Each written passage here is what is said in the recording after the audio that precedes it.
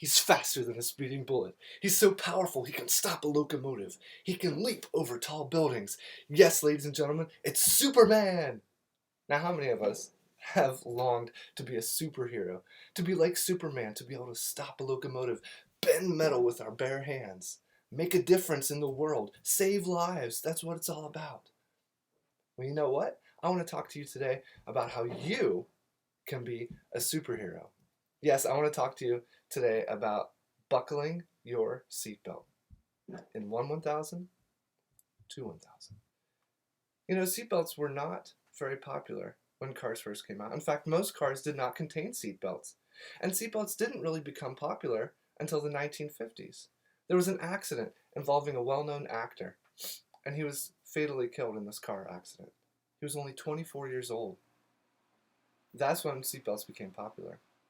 People thought it might be a good idea to wear a seatbelt.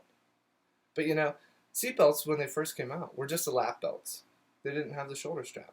And that was invented in 1959 by a man named Les Bolin. He invented the shoulder strap and the three-point harness system to keep everybody safe. He worked for Volvo over in Germany. But you know what? Seatbelts weren't actually standard in vehicles until 1966 when Congress passed a law making it so.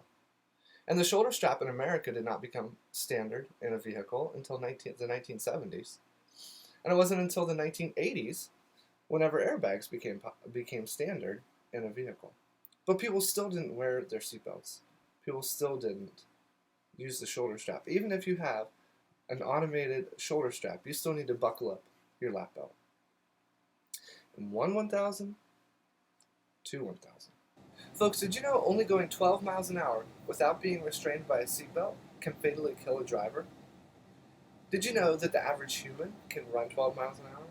Did you know that Usain Bolt runs over twice as fast at 28 miles an hour? 12 miles an hour is all that it has to take.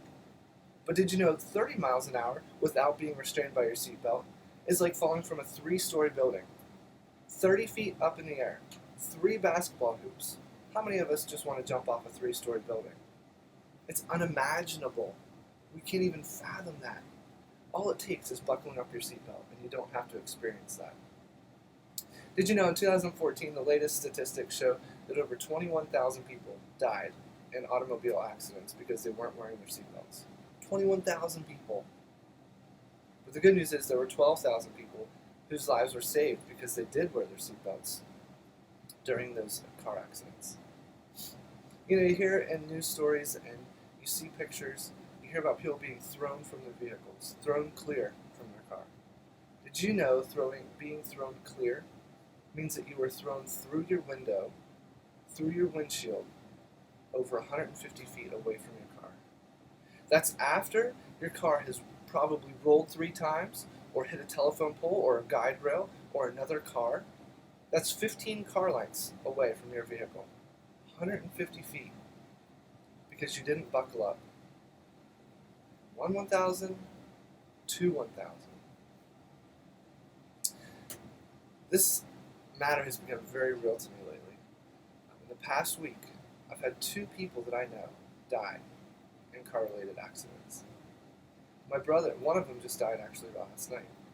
And my brother, who's a state trooper for Pennsylvania, was just this past week at an accident where 2 people died because they weren't wearing their seatbelts.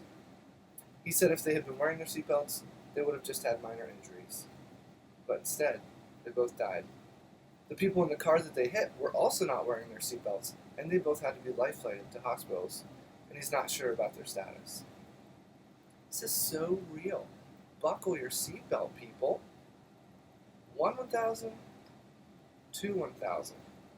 Did you know that it takes 2 seconds to buckle your seatbelt? 1, 2, done. Buckle up. 1,000, 1,000. Did you know that it takes 2 seconds to buckle your seatbelt?